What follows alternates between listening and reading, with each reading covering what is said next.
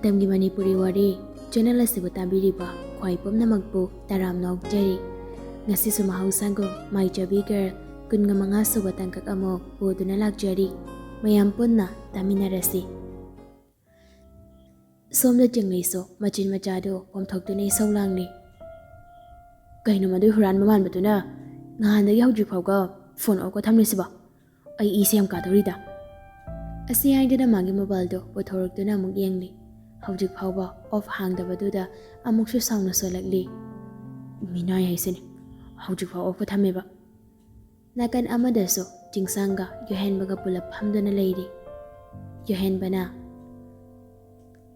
nang phone do hawjik phaw off thamli bobe hangli kainaga message kam lakti me asi aiduna magi mobile do amuk pothokduna koyot oli jingsang tapna monghada pokon pirakli sakta do nungsidaba yohen ma mobile me lambado dokladuna jingsang da khangeng likli aduga ngaglapna kona bunaisa natai mabuni yohen bado khanglaw galaw khalakli pakte asi aiduna magi mobile duda amuk onsilaga Anjali da call tawrami Anjali so sara nampai khalakli kaino yam kengna sakak naga harakpani yohen bana I khonda side Anjali handi hena dum kak na harakli kaino nang pamise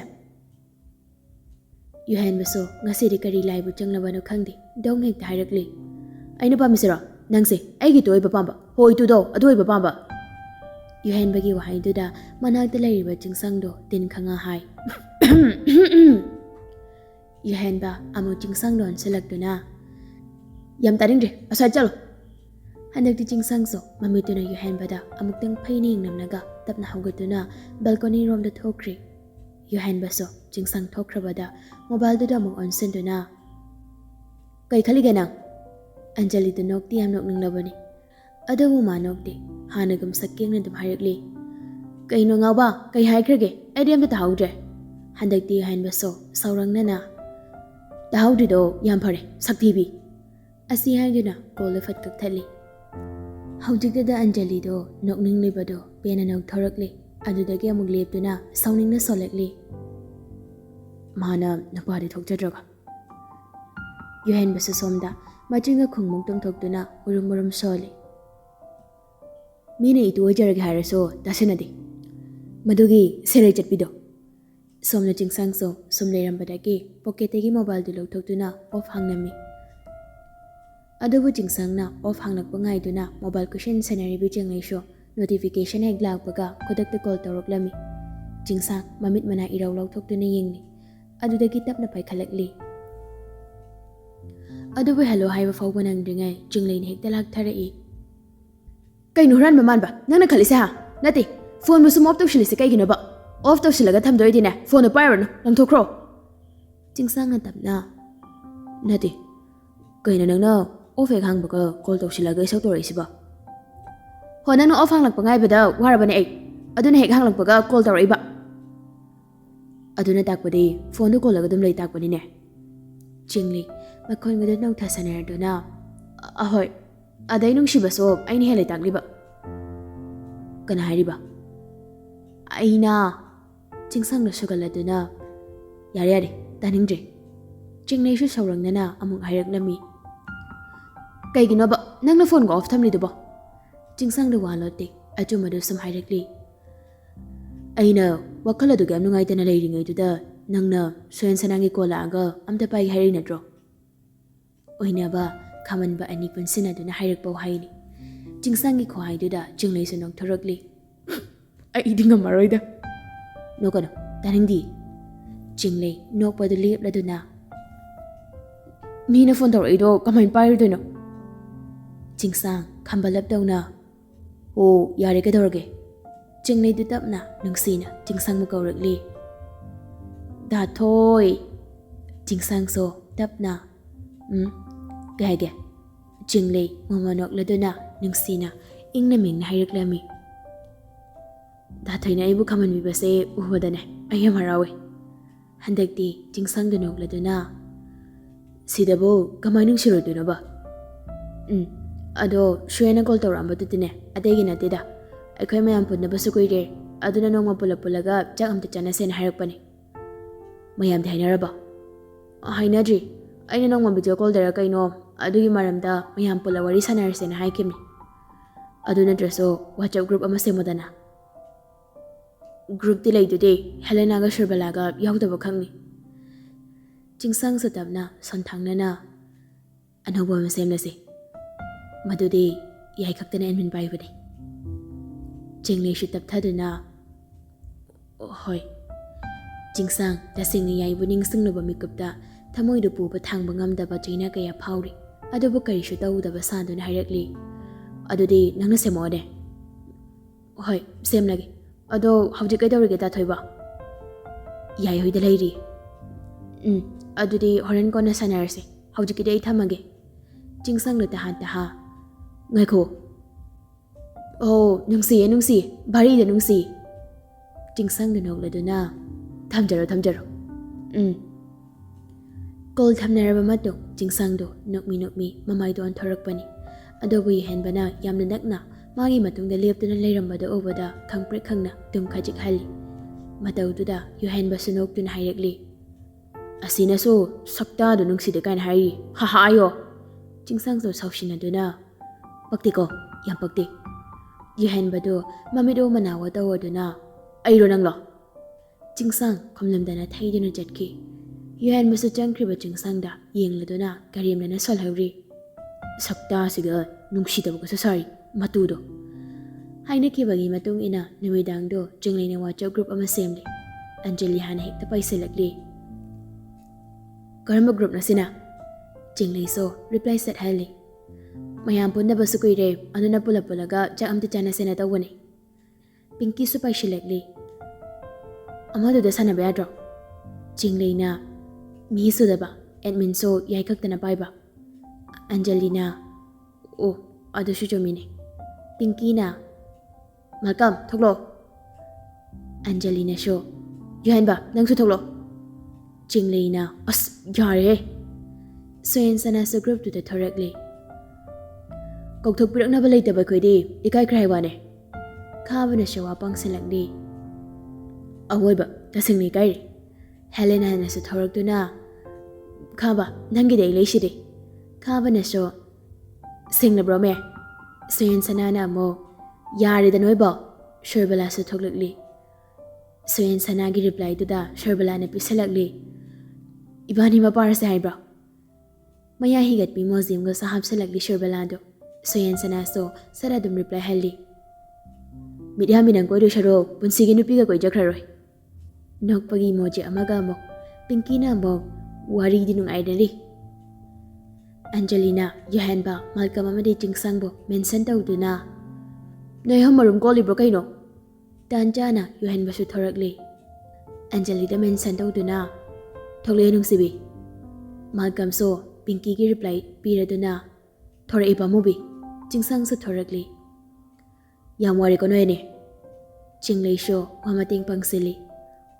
Asingba. Mayam pulap so na group to the thorak larabadu da Pinky na hairakli. Chakchana bay numito lep narase. Jinglay na. Adone.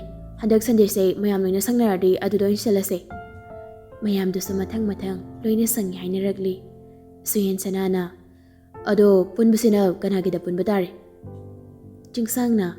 Akoda pulase. Aduga koy bachat lurase. Yuhen ba na.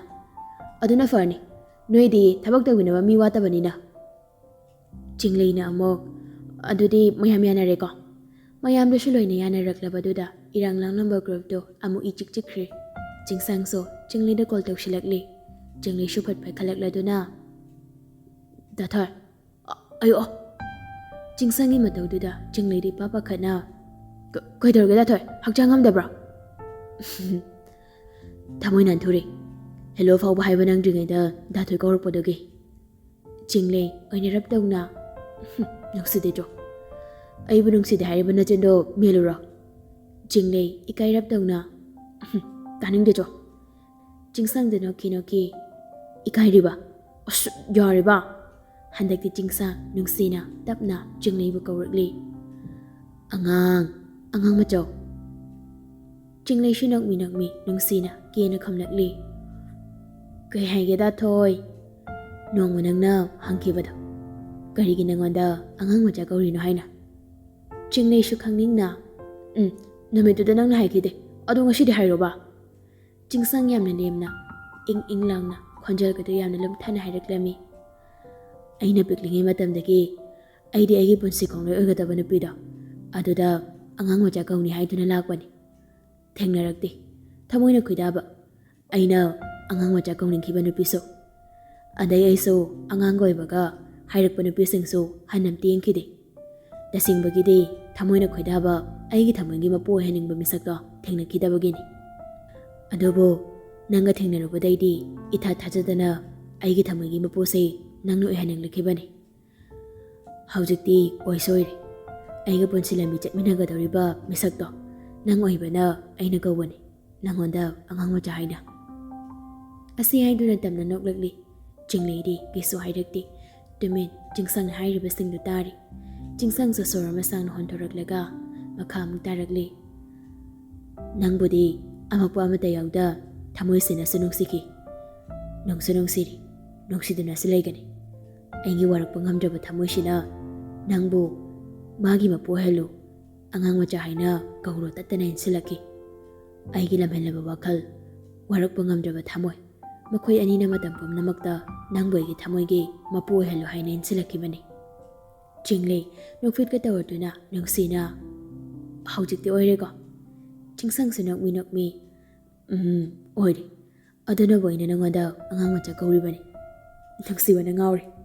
Chingsang du noki ka tawarduna aigi noiso oinaba nasada muno halamoko.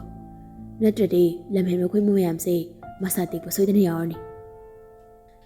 Nungsiba magi asiguma wahaysida Chinglei so thawai dana thamoy bena nokje. Chingsang noki tawrambado lepladuna tapna hairagli. Anga pungse thangjile tomago.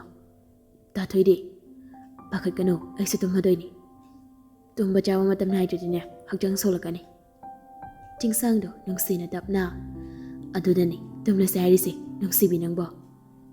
Chinglei nokfe oinarapdongna. Good night kamalja. Chingsang sunokladuna mangda kamalja ujaro. Ujarage. Adu thamego. Hoi. Kol thamnaraba mato Chingsang matina tapna solakli. Aingi wakala waraklaba matamda aingi angang machana aibu thamjinbiri. Numit kharani shawjinkre. Mayam punse hainaba Sunday numitu so ngasi oirari. Chinglei dingan talaktuna kay semba khotpa yaurami. Hamabati so Chinglei don senduna icha thoibya adu sembadu yauranuko adu sharok no hero do go jalo. Hamabati ge waduda Chinglei du ikaina tapna khumnakli. Yani mama sidum semgi. Hai masi ai sauro haibrana. Tanjaduda ibesa su changlakduna hairakli. Thoibya chalo. Mayam lakpa ngairo. Sidi akhoi mayam sem horage.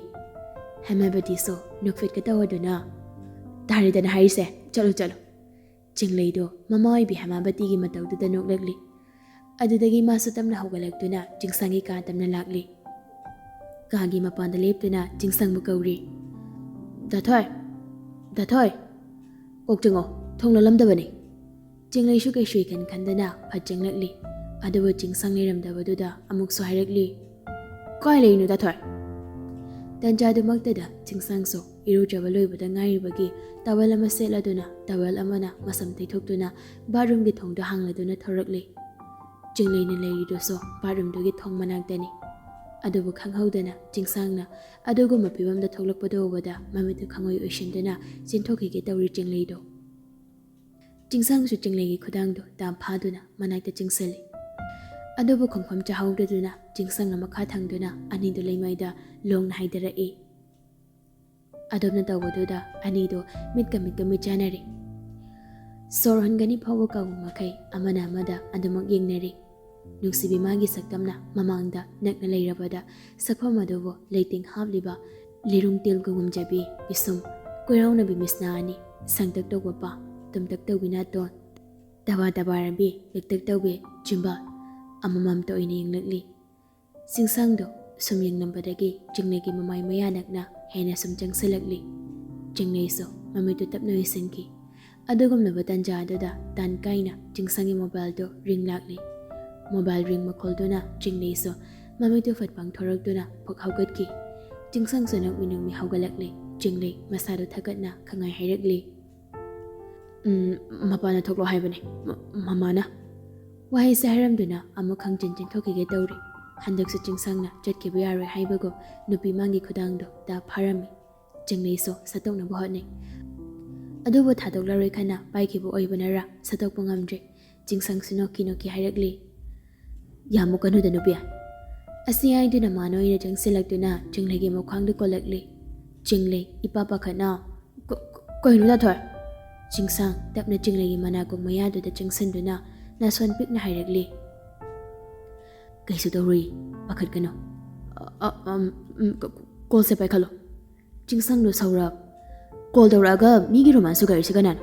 ꯃꯤꯅ ꯄꯥꯏꯗ꯭ꯔꯦ ꯈꯪꯂꯗꯤ ꯀꯣꯛꯇꯣꯛꯇꯦꯅꯦ꯫ ꯆꯤꯡꯂꯩꯁꯨ ꯇꯞ ꯇꯞꯅ ꯃꯤ ꯃꯔꯝ ꯂꯩꯕ ꯑꯣꯏꯔꯝꯅꯤꯕ꯫ ꯀꯣꯜꯗꯨꯁꯨ ꯄꯥꯏꯗ꯭ꯔꯦ ꯈꯪꯂꯗꯤ ꯇꯣꯛꯄ ꯅꯠꯇꯦ ꯍꯟꯖꯤꯟ ꯅꯝꯇꯧꯅꯤ ꯇꯧꯁꯤꯜꯂꯛꯂꯤꯕ꯫